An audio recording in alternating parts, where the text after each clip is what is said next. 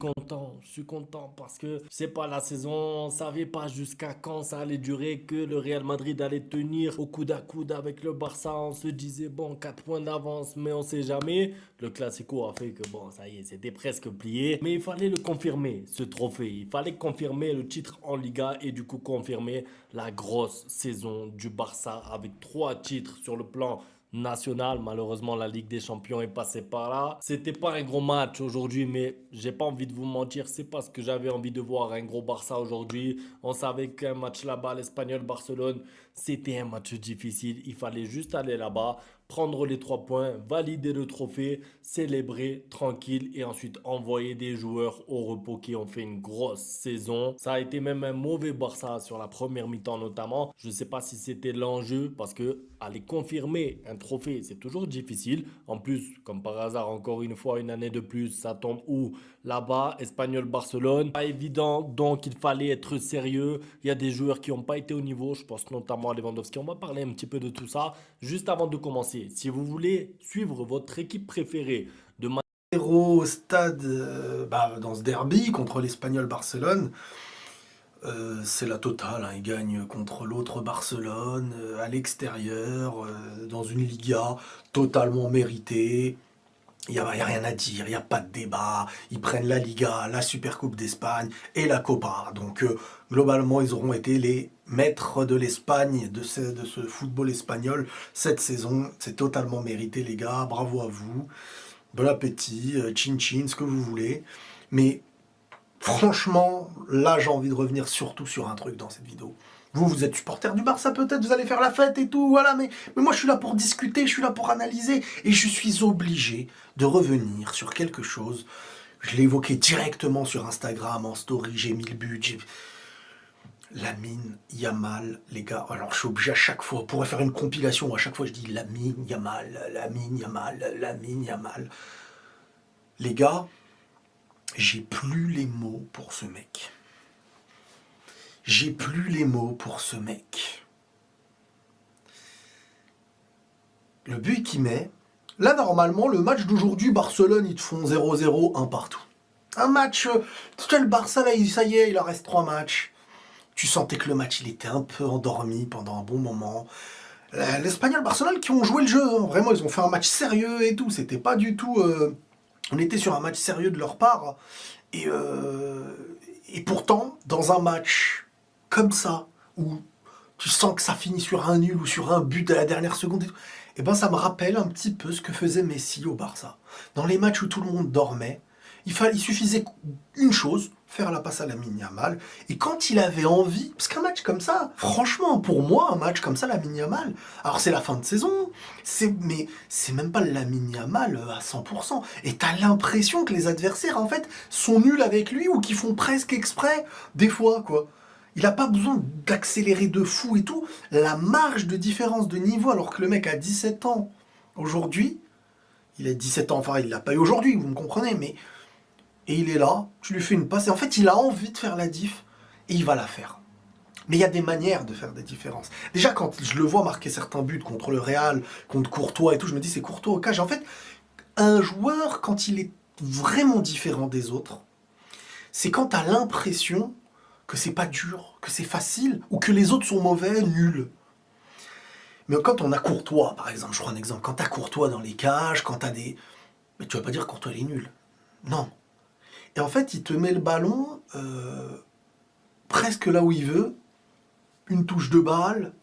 Là, je parle par exemple du but qu'il a mis dans le dernier Classico. Et là, dans celui-là, il se décale. Mais en plus, il se décale, tu vois, en ayant constaté, en fixant et en sachant à l'avance. C'est ça le génie, en fait. C'est que quand il élimine, il pousse le ballon bien plus loin qu'il le faut parce que dans sa tête, il n'est pas dans... En fait, il sait ce qu'il veut faire. Et le moment où il sait ce qu'il veut faire, ça j'en parlais à ses débuts, hein, c'est un truc que j'avais constaté. Et c'est ça les génies dans le foot, c'est que c'est pas il reçoit le ballon et dit « Ah, je vais faire ça ». C'est qu'est-ce qui est en train de se passer, les espaces qui se libèrent, les joueurs qui se déplacent, le joueur que j'ai en vis-à-vis, saison a été exceptionnelle. Le Barça gagne le titre sur le terrain de son ennemi. C'est comme Arsenal qui avait gagné le titre dans le temps sur le terrain de Tottenham. Ça fait mal quand t'es l'ennemi. Ça fait mal pour les joueurs de l'Espagnol, pour les supporters de l'Espagnol. Mais ils sont obligés d'accepter. Mettre, comment on appelle ça, les arroseurs automatiques à la fin de la rencontre. Essayer de virer les joueurs du Barça, ça ne servait absolument à rien. Quoi qu'il arrive, ils allaient célébrer. Et franchement, c'est largement mérité. Top saison de la part du Barça. Je vous rappelle qu'on était là en décembre passé. Quand le Barça s'est fait taper par l'Atlético. Ils sont fait taper par l'Atlético. C'est pas c'est Sorlotte qui vient, les buts en fin de rencontre, machin, tout ça. Mais il y avait une période là, décembre, janvier, où à un moment donné, on s'est dit le Real va gagner le titre. On a vu le Real devant. Le Real avait 5 points, 7 points d'avance. Le Barça, c'était galère. Il y a eu une période de blessure. Lamine Yamal s'est blessé ici en novembre. Pedri s'est blessé. Je me rappelle, moi, j'ai fait toute la saison, j'ai fait tous les matchs. Donc, je me rappelle, j'ai vu des trucs qui étaient pas clairs. À ce moment-là, on s'est dit, cette équipe de Hansi Flick là, ça m'étonnerait vraiment qu'elle réussisse à mettre une vitesse sur le Real Madrid. Et pourtant, dès le début de l'année, dès janvier 2025, ils ont mis une vitesse au Real Madrid et à tout le championnat d'Espagne. Ils ont mis une vitesse à tout le monde dans toutes les catégories confondues. Ils ont mis des vitesses aux gars dans les Supercoupes d'Espagne. Ils ont mis les vitesses aux gars dans les Copa del Rey. Ils ont mis des vitesses aux gars dans le championnat. Et c'est passé à travers pas mal de joueurs. Mais aujourd'hui, j'ai envie d'en parler d'un. C'est Lamine Yamal. Sincèrement, en toute honnêteté, je vais pas vous mentir. Lamine Yamal Ballon d'Or, c'est quelque chose de sérieux. Non, on peut être là à rigoler. Moi, je comprends les fans du PSG. Ils ont raison. Tous ceux qui disent que Yamal ne mérite pas le Ballon d'Or, ils parlent de décisivité, de décisivité. Je sais même pas si ça se dit. Est-ce qu'il a été assez décisif, machin? Dembélé a été le joueur le plus décisif par rapport au temps de jeu, tout ça. Tout ça, on est d'accord. Tout ça, on est d'accord. Il y a plein d'arguments, tu sors. Tu sais, si on est entre intellectuels, moi, en fait, je suis pas là. Tu vas pas venir me dire des choses, je vais te dire non, ce que tu dis, c'est pas vrai, c'est faux. Mais non, c'est des facts. C'est des factos. Donc, si tu me dis que Dembélé, c'est le boy le plus décisif, je suis d'accord, mais Dembélé, machin, tout ça, nous, on est tous d'accord. On n'a aucun problème. Franchement, moi, je suis d'accord avec les gars. Si c'était que moi-même, tout le monde aurait des ballons d'or. Mais le problème, ça marche pas comme ça. C'est que sur le terrain, il y a un boy, il a 17 ans. Aujourd'hui, le Barça a gagné. C'était 1-0 avant le but de Fermin Lopez. Et même la passe décisive vient de lui. Il est l'homme du match. Il est exceptionnel. Il a porté cette équipe cette saison sur son dos. Pourquoi? Parce que c'est lui qui différencie le jeu. C'est lui qui change le game. C'est lui qui donne à cette équipe-là un air d'une équipe du futur. Franchement, le petit, il a 17 ans. Les Rafinha, les Lewandowski, c'est des gars, ils ont fait leur carrière. Rafinha a 27 ans. Cette année, il fait la saison de sa vie, c'est bien. Tant mieux, heureusement. Mais ce tocard-là, il devait faire ça depuis il y a longtemps. C'est comme si dans 2 ans, dans 3 ans, Martinelli fait la saison de sa vie. Tout le monde est comme, ouais, Martinelli est trop fort, Martinelli est trop fort. Je vais dire, mais moi, Martinelli, ça fait 7 ans. Ça fait 7 ans que je suis là à voir Martinelli. Ça fait 7 ans que je vois rien qui me convainc. Donc c'est normal qu'à un moment donné, quand même, tu peux pas être nullard toute ta vie. C'est normal que Rafinha soit performant cette année. Mais un petit qui a 17 ans, qui vient de gagner l'Euro, qui est titulaire à l'Euro, qui commence cette saison-là, on le regarde, on le voit jouer, on voit que le boy, il est pertinent, qui porte l'équipe sur son dos, même si franchement, il a mis que 17 buts, il a fait que 21 passes décisives en 54 matchs. Pour moi, cette année, Pedri, tout ça, ils sont très forts, mais plus ça avance, plus moi, je suis avec Yamal. Je suis désolé. Voilà, je suis désolé, je l'ai dit. Plus... Barça, je n'ai même plus besoin de trop discutailler.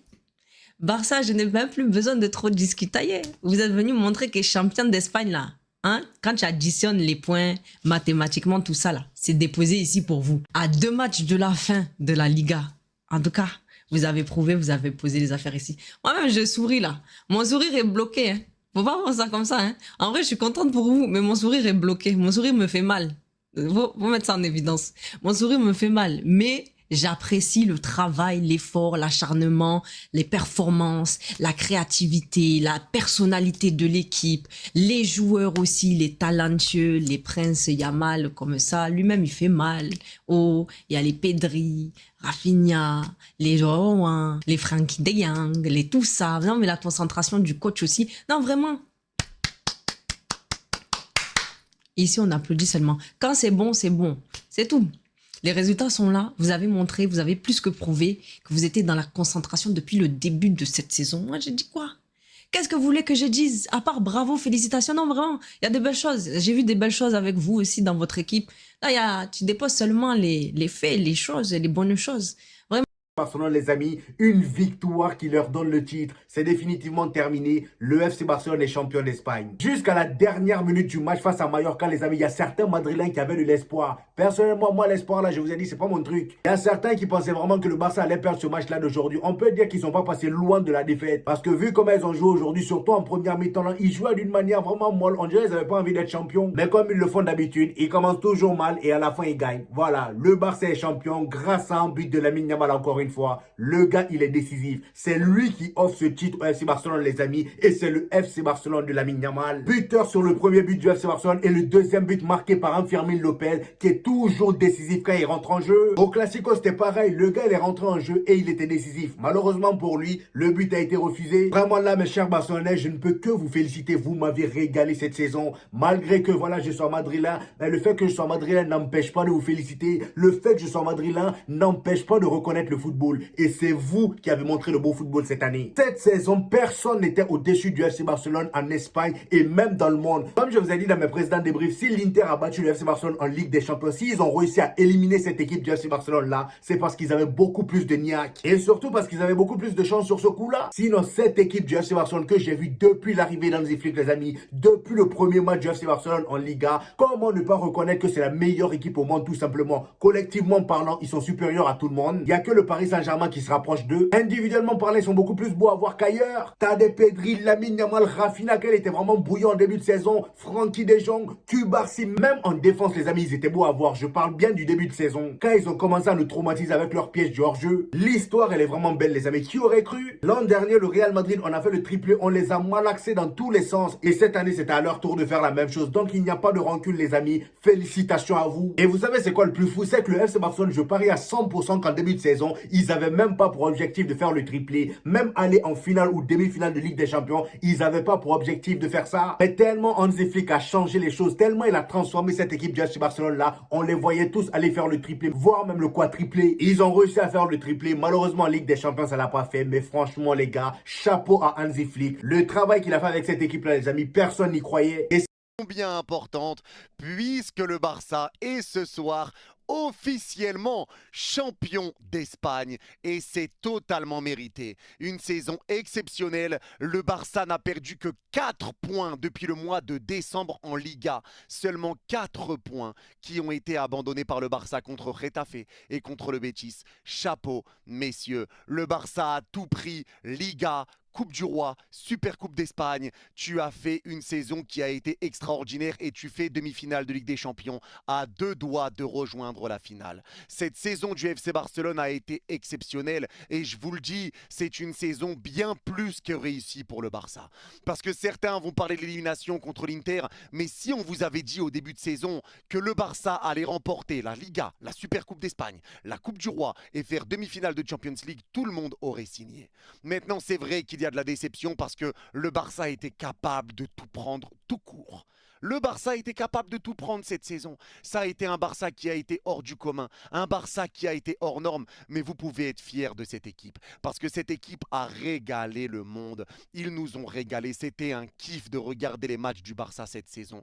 Une équipe poussée vers l'offensive que Hansi Flick a réussi à faire évoluer malgré beaucoup de départs et très peu d'arrivées derrière. Une équipe où personne ne donnait cher de leur peau. Personne donnait cher de leur peau et Hansi Flick a réussi à ramener une vraie mentalité. Il a réussi à faire évoluer des joueurs et il a créé un vrai collectif, un vrai groupe, une vraie famille. Une vraie famille. Et le Barça remporte ce trophée et j'ai même envie de dire que ce trophée, il arrive tard. Il arrive beaucoup trop tard parce que le Barça aurait dû valider son titre de Liga déjà depuis quelques temps parce qu'on le sait, c'est pas le meilleur Real Madrid cette saison. Ça a été un Real Madrid qui a été dans le dur, mais malgré tout, un Real Madrid qui a cru au titre jusqu'à maintenant, qui a été en finale de Super Coupe d'Espagne, en finale de Coupe du Roi, tu les as battus en finale de Coupe du Roi, en finale de Super Coupe et 2 fois aller-retour dans les Classicos. Et c'est ce qui te donne le titre, hein. C'est important de le dire. C'est ces 2 victoires face au Real aussi qui te donnent le titre. Donc le Real, ça a été dur, mais malgré tout, ils font quart de finale de Champions League. Mais tu aurais dû être champion bien avant. Je m'explique. Le Barça, à chaque fois que le Real Madrid faisait un faux pas cette saison, ils avaient l'occasion de prendre un petit peu leur distance, de prendre de l'avance. Et c'est un petit peu comme ce qui s'est passé là sur cette première mi-temps. Le Barça n'y arrivait pas. La première mi-temps aujourd'hui, le Barça galère. Le Barça, c'est pas le Barça qu'on a l'habitude de voir. C'est un Barça qui